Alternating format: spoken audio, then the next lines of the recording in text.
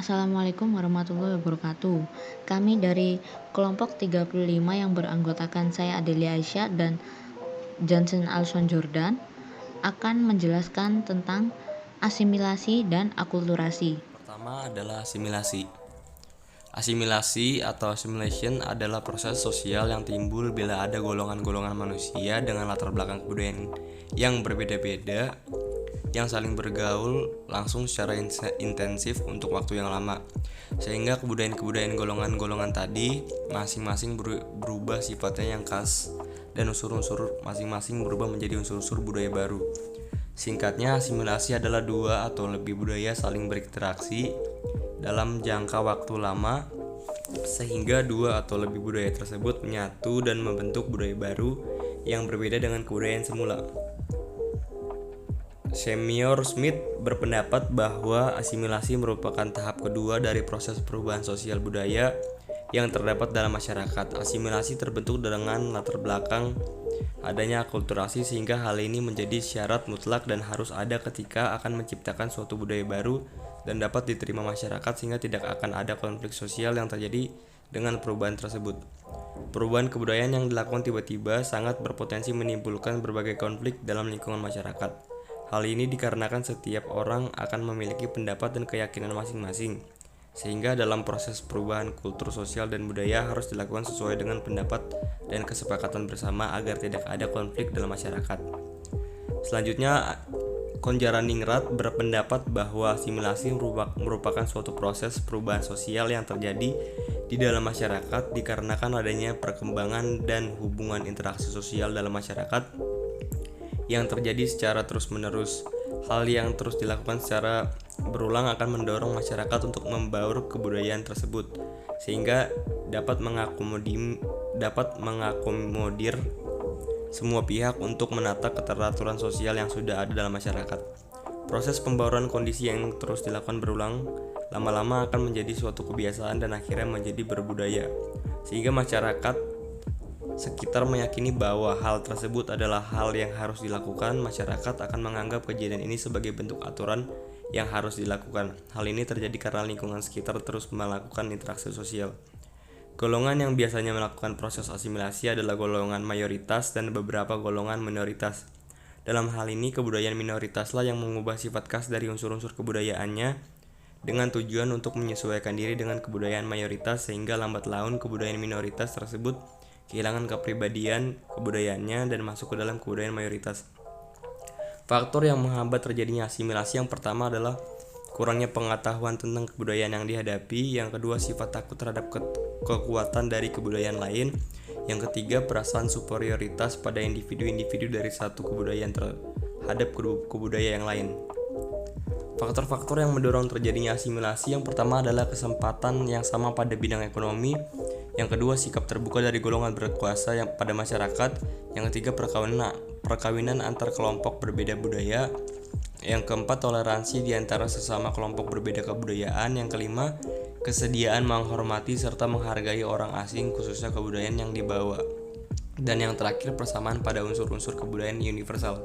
Syarat terjadinya asimilasi yang pertama adalah adanya kelompok yang memiliki kebudayaan yang berbeda. Yang kedua, terjadi hubungan yang intensif dan konsisten antara masing-masing individu dan kelompok dalam waktu yang cukup lama. Dan yang terakhir, masing-masing kebudayaan tiap kelompok tersebut dapat menyesuaikan dan berubah satu dengan yang lainnya.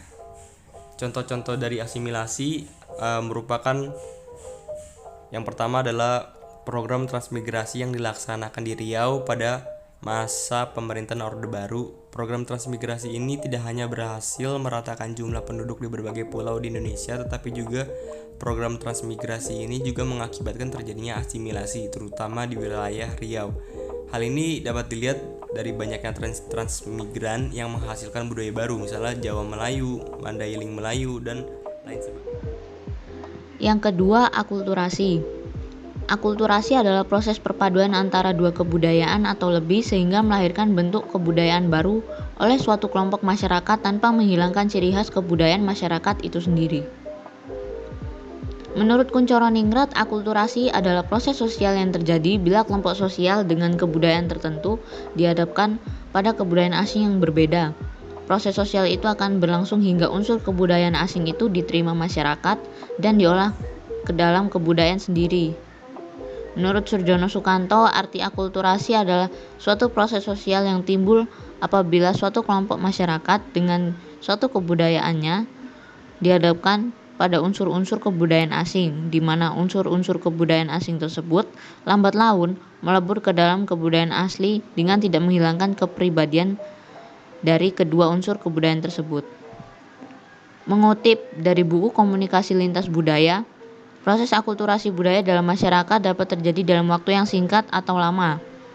Akulturasi dapat terjadi dalam waktu yang lama apabila masuknya melalui proses pemaksaan yang berpotensi menimbulkan konflik sosial. Sebaliknya, jika proses akulturasi terjadi secara damai, maka akan berlangsung secara cepat. Hasil proses akulturasi budaya lebih didasarkan pada kekuatan dari setiap budaya. Semakin kuat suatu budaya, maka semakin cepat untuk memengaruhi budaya yang lainnya. Contoh proses akulturasi terlihat di daerah transmigrasi. Terjadinya transmigrasi di suatu daerah menyebabkan beberapa suku bangsa bertemu, sehingga timbullah akulturasi. Dalam proses akulturasi terdapat persamaan dan perbedaan antar suku, sehingga pada akhirnya budaya yang lebih kuat memiliki peran besar dalam proses akulturasi. Faktor-faktor pendorong akulturasi. Dalam buku Komunikasi Lintas Budaya dijelaskan ada dua faktor pendorong terjadinya akulturasi, yaitu faktor internal dan eksternal. Yang pertama, faktor internal. Faktor internal pendorong terjadinya akulturasi bersumber dari dalam masyarakat. Contohnya, penemuan-penemuan baru di berbagai bidang yang memengaruhi kehidupan masyarakat. Adanya inovasi berdampak pada kemunculan atau pergantian penemuan baru.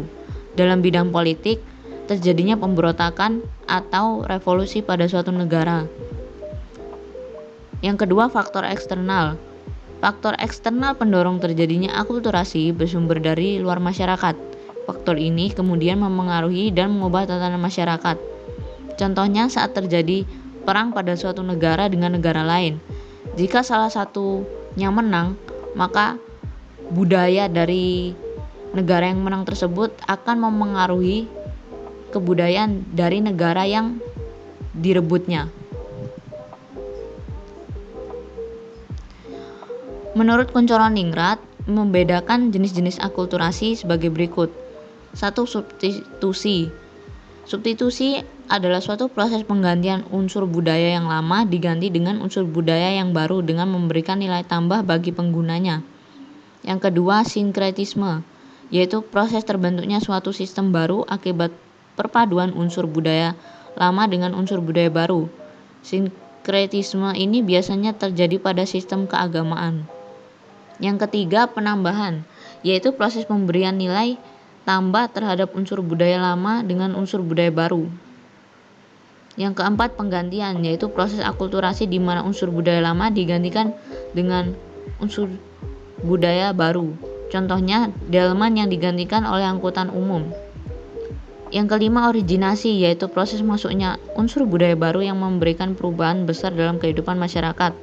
Contohnya listrik yang disalurkan untuk desa terpencil. Yang keenam, penolakan, yaitu penolakan terhadap budaya yang baru karena dianggap memberikan dampak negatif di mana masyarakat tidak siap atau tidak setuju dengan pembawaan budaya tersebut.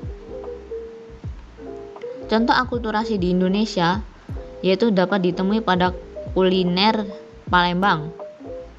Merujuk pada buku tinjauan Histori Akulturasi Budaya dalam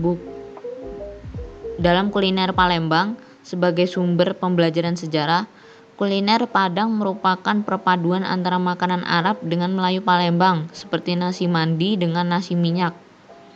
Akulturasi yang ada di Palembang terjadi karena hubungan dagang pada masa Kerajaan Sriwijaya yang memiliki berbagai kontak di pelabuhan.